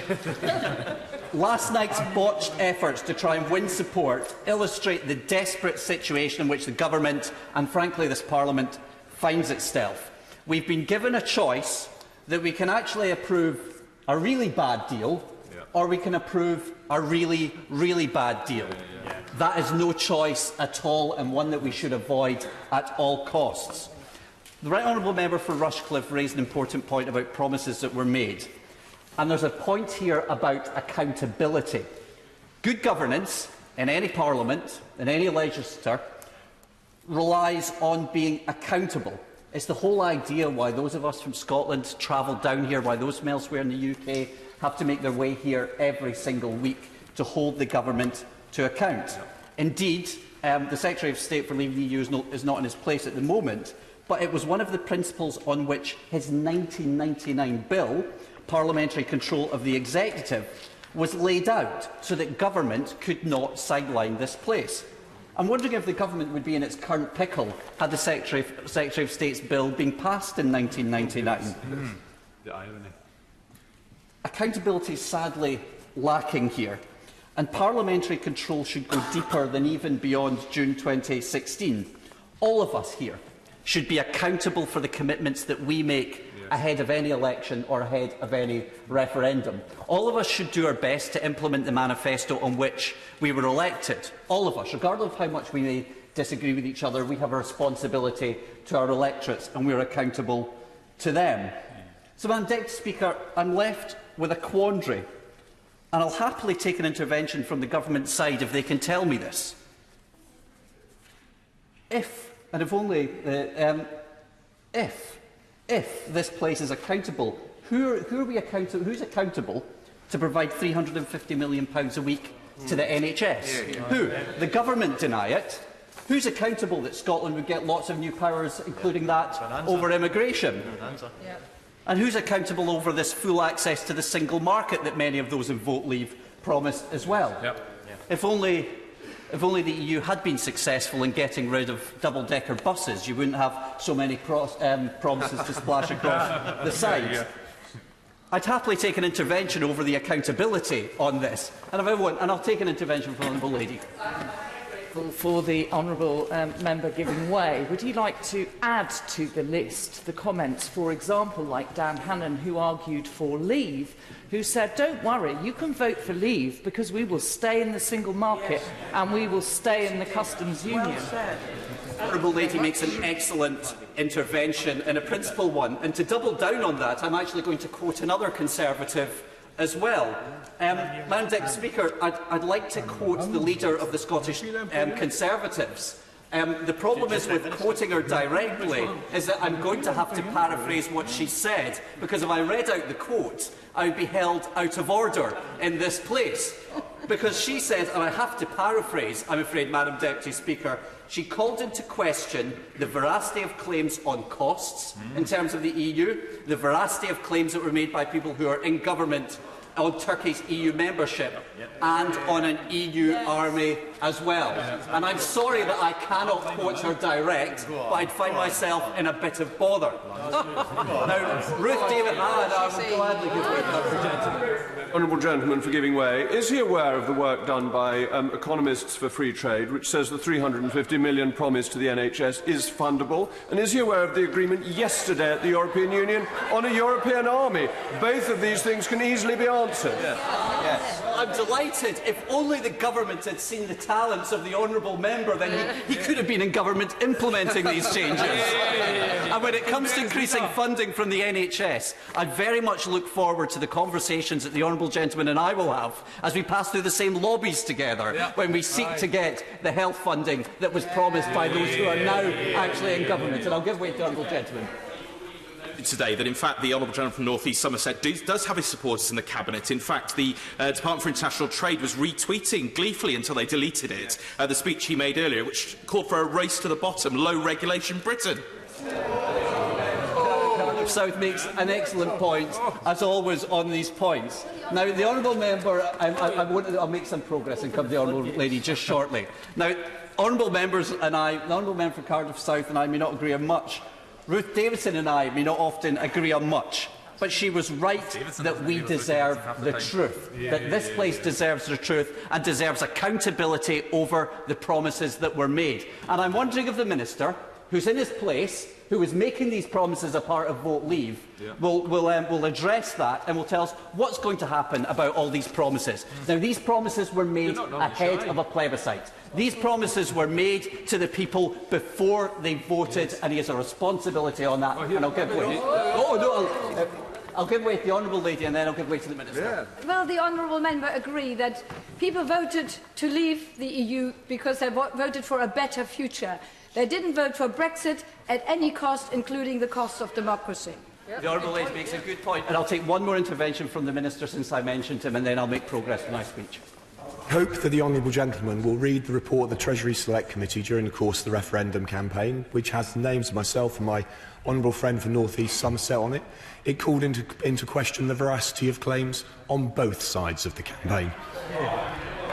If only the Minister was trying to absolve himself of spending on the health service. If only he'd done that before the EU referendum. If only he'd stopped them putting it on the side of a bus. This is extraordinary. This is the thing. These vote leavers are ministers now. You're in the post. It's the post that they wanted. They need to take a bit of responsibility, deliver on your promises. If Labour get into government, quite rightly these benches will be expecting Labour to deliver on its promises. And it's something that, going on that I won't at the moment, I'll make some progress, as I promised the Deputy Speaker I would. So this is a question. in any future referendum on any issue, are we all just free to say whatever we like, because there will be nobody to be held to account for what's held afterwards? Surely members must recognise, I won't at the moment, I made a promise, surely members on all sides must recognise the damage that has been done to politics as a whole by the empty promises that were made by Vote Leave. And frankly, on this bill, this is one of the many reasons why it deserves to fall. Now, on the point of compromise, an honourable member for Birkenhead made a good point on this. We need to have compromise in a parliament of minorities. It's almost a year since the Scottish Government published its compromise that would have seen us remain part of the single market, a point raised by the honourable lady. Now, leaving the European Union is not something that I want or wanted. It's not something my constituents voted for. It's not something that my nation voted for. However, the nature of compromise is one of give and take. And remaining part of the single market was not just an SNP compromise. It came from experts, because we still listen to experts on this side of the House. It was one that was taken by members of other political parties. It's one that was pushed by the Secretary of State for Scotland and the leader of the Scottish Conservatives as well, that we should remain part of the single market. And I would urge members to look at that deal. Our Amendment 69, instead of having us crashing out of the European Union, would have us retaining membership of the EU until we can sort this out. I think it's important, and we'll be backing Amendment 79 from our Plaid Cymru colleagues tonight, because I think it's important that democracy does not begin and end in this place, but the devolved administration should have a key role in this process as we go along. And we are now in the situation, I'll come on to him in just a moment, and we're now in the situation whereby no deal is becoming more and more of a reality, and I'll touch upon that in my concluding remarks, but I'll give way to honourable gentlemen. Well, remember, during the referendum campaign, the former Chancellor said that should we leave the European Union, we'd be leaving the single market. It was made absolutely explicit. But he has spoken about future referenda. He's spoken about future referenda, and he wants a second referendum in Scotland. Now, should the Scottish people vote in that referendum, 52% to 48%, to leave the United Kingdom, will he be arguing for a third referendum after much discussion? This is extraordinary, isn't it? It's extraordinary. You know, something that the Scottish Government did before the independence referendum and had the decency to do it was that the Scottish Government produced a 670-page white paper. I say this. Now, there are members here, and I point to that member for Edinburgh West, did not agree with it, and she campaigned, and I respect her for campaigning, to vote no, but we had the courage of our convictions to lay out what we stood for. And the mess that we're in today is because this side of the House did not have the courage of their convictions to lay out what voting leave would mean to the European Union. And that means that a no deal would mean 80,000 jobs gone in Scotland. Cities like Aberdeen losing £3.8 billion, Edinburgh £5.5 billion, and an impact on rural areas as well. And on security issues, and I welcome what the Prime Minister says on security issues we should pull together, we would lose access to the EU security databases combating cross-border crime with a no-deal situation. That's grossly irresponsible, and I'll give way to the honourable lady. To the honourable member for allowing me to intervene. And may I just say, from the perspective of Northern Ireland, that no deal would be absolutely disastrous. It would mean, inevitably, a hard border. And for those of us who've grown up in Northern Ireland, who grew up through 32 years of violence, killing and mayhem, I am not prepared to sit in this House and allow this House to go down the route of no deal, which endangers people, UK border officials, PSNI officials along the border. It is imperative that we have a deal. I'd like to thank the honourable lady. I think members on all sides of this House would do well to listen to the words of the honourable lady and listen to them well. Northern Ireland was an area that was vastly overlooked and continues to be overlooked, and the honourable lady makes an excellent point on this. Because one thing that concerns me is that, and should concern members on all sides, is that we have a no-deal scenario. We have ministers playing Russian roulette with our futures, with the future of people in Northern Ireland and across the United Kingdom as well, a slash-and-burn approach to politics which will profit absolutely nobody whatsoever. Madam Deputy Speaker, I'll conclude with this. All of us may disagree on a lot of issues, but when we come to this place, we do so hoping that we leave the UK, our constituencies, our respective nations, that little bit better off. And I respect members as they try and do this. By backing this with this level of lack of preparedness, that we do no such thing to leave future generations better off. So weak are the arguments of those who back leaving the EU that I've heard them, not so much on the SNP benches because Scotland voted to remain, but I've heard them tackle Labour colleagues, Conservative colleagues and other colleagues, trying to question why they are trying to put down amendments instead of challenging them on the substance of the amendment that we're putting down. We will seek to amend this bill as it goes through, and we will seek to find common cause with colleagues from across the House. However, we know that what we're trying to achieve, even if we do seek common ground, is to make this situation not better, but less bad. And that is not a situation in which any member should ever find themselves when they come to this House. So, Madam Deputy Speaker, I would urge members to reconsider. I would urge the Government to press the reset clause. There is far more at stake than the future of this Government, or indeed the future of any of the members of this House. Thank you for your time.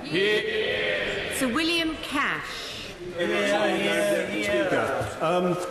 I would like to start, Madam Deputy Speaker, by simply outlining why it is so important, contrary to what the honourable gentleman who just spoken suggested, that far from weak arguments as to why or not we should leave the EU and why we should repeal the European Communities Act 1972, why it is so absolutely essential we should do so if we are going to have a self-respecting, self-governing, democratic country. This bill, this whole issue is about one main question, and the word is democracy.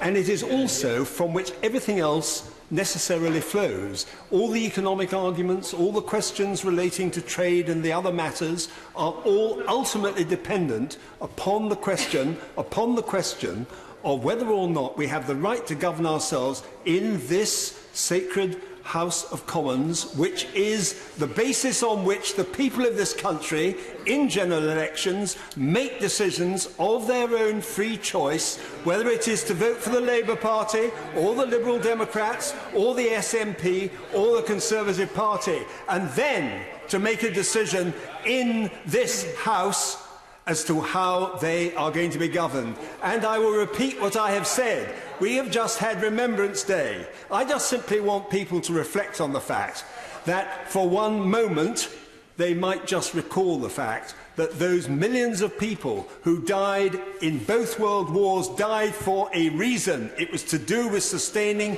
the freedom and democracy of this House. Yes, I'll certainly give way. See, who are you giving way to? Democracy presume that a government would listen to the will of the House of Commons, who are individually elected by their constituencies. Would it not be slightly odd, therefore, if he were to pursue with this bill without taking out the Henry VIII powers? Simply, this House decided in the European Referendum Act, which was a sovereign act of this House, and that is the point the honourable gentleman has just been making, to agree by 6 to 1 in this House of Commons that we would deliberately transfer the decision over whether to leave or to remain in the European Union to the people. I do not believe it is given for us then, without repealing that act, to be able then to return the decisions in this House as to whether or not we leave or continue. But I'll give way to the honourable gentleman. He's made some references to the millions of people who died in 2 world wars. Isn't the fact that those 2 world wars took place before the existence of the European Union, and the fact that we in Europe have lived in this country and in Germany and France for decades in peace, is that not because of France and Germany and other countries now be in a position of never, ever will they be going to war because of the European Union? The answer to the honourable gentleman is that no 2 democracies have ever gone to war with one another, and if I may declare an interest, I do take a personal interest in this, because my own father was killed in Normandy fighting for this country, and I'm proud of the fact he got the military cross in Normandy for that reason. And I simply say this, that this is something which I believe many people outside in this country really understand and believe. It's not something which is easy to explain. It is to do with the fact that people understand the real reasons why self-government is so important. And this particular proposal of the European Communities Act 1972, which we are now repealing, was the greatest power grab since Oliver Cromwell. The fact is that we did this in 1972 with good intentions. I voted yes in 1975, and I did it because I believed that, for the sort of reasons that the Honourable Gentleman has mentioned, that it would actually create a stability in the European Union. The problem is that it has done exactly the opposite. Look at all the countries throughout the European Union and the grassroots movements that are taking place. The rise of the far right, which I deeply abhor, which I have opposed ever since I set about the Maastricht Rebellion back in 1990. And I set out then why I was so opposed to that Maastricht Treaty, because it was creating European government and it was making this country ever more subservient to the rule-making of the European Union, which, as I said in response to the Right Honourable Member for Rushcliffe, has been conducted in a manner which has been behind closed doors. We have been shackled by these European laws. He asked at one point in his remarks if we could give one example. I give the Ports Regulation as a very good one. We fought that in the European Scrutiny Committee and indeed in the House of Commons, but we were not allowed to make any difference to it. It was opposed by the government, it was opposed by the opposition, it was opposed by all the port employers, and it was opposed by the trade unions. What could we do about it? Absolutely nothing. And I'll come on to that in a minute, but I'll give way to my right honourable friend. I think he's giving way to his right honourable friend. Yep. Very grateful to my honourable friend for giving way to me. Would he agree that once Parliament has passed the repeal of the 1972 Act, ministers will only be able to do things that this Parliament permits them to do, whereas today they have to do many things that the European Union insists on, which this Parliament cannot discuss or overturn? And there are at least 12,000, if not more, regulations, every one of which would have required a whole Act of Parliament with amendments and stages in both houses, where the transcript was available, where people would have known who voted which way and why, and in addition to that, what the outcome actually was in a democratic process. Instead of which, as I said to my right honourable friend from Rushcliffe, and even he conceded the fact that I was right on this, it is done in these bibulous lunches and in the Council of Ministers in a manner which is really completely lacking in democratic legitimacy. And yet, because of the consensus arrangements behind closed doors, it then, through Section 2 of the European Communities Act, becomes part of our law. It is imposed upon us by our own voluntary consent. Therefore, it is up to us and to the people of this country to decide, by their voluntary consent, their freedom of choice, that they will get out of this just as it was brought in fact, by an Act of Parliament without a referendum in 1972. But I'll certainly give way to the honourable lady. I thank the honourable member for giving way. Hasn't the honourable member showed just some deep misunderstanding of how the European works on consent and participatory democracy, rather than one country dictating to another? This is the whole spirit of the European Union. It's not one country that is sovereign, it is decided in the round of what we are going to take forward. Well, it's a disillusion, the honourable lady. I've been in this House for 33 years, and I have been on the European Scrutiny Committee for 32 of them, and I can absolutely assure you that what she says, and I can absolutely assure you that what she says is simply not reflected by the practice of the European Union. It is a system which is essentially undemocratic. But I'm very happy to give way to the honourable lady. I'm very grateful for the honourable member giving way. Does he not feel that there's a sense of irony that all 12,000 EU regulations are now going to be imported into UK law? and under a process that is not going to have the detailed scrutiny of this House, because it's going to use Henry VIII powers to do it. You know, the Honourable Lady might just reflect on the fact that there was no other way of actually transposing the legislation. I drafted the original repeal bill. I understand it very well. In fact, I did so before the referendum, because I believed that we were going to win, I may say to my right honourable friend. But the reality is that it is a process whereby, by bringing it into UK law, we will then, for example, agriculture, fisheries, customs, and in various other parts of our constitutional arrangements, we will have our own bill by primary legislation, which will be properly discussed on immigration, for example, and we will then be able to make adjustments accordingly. I certainly will. Thank you for giving way. Would my honourable friend agree with me that every single one of those regulations that is going to be coming into UK law is already abided by this country, by this Parliament, and it is to their satisfaction at the moment? Yes. The reality is that we have, in fact, incorporated by this bill, if and when it goes through, and I believe it will, by the methods that the Honourable Member has mentioned, on the basis of our consent. We have agreed to those, but unfortunately it has not had the democratic legitimacy which will be conferred upon it when this bill goes through. But I won't, actually, because I just want to proceed with the basis on which the importance that I attach to, the principle of the question of the European Court of Justice. And I made this point to the Prime Minister about 10 days ago, and again to the Secretary of State for Brexit the week before, and it is this. In the case of, we inherited these cases by virtue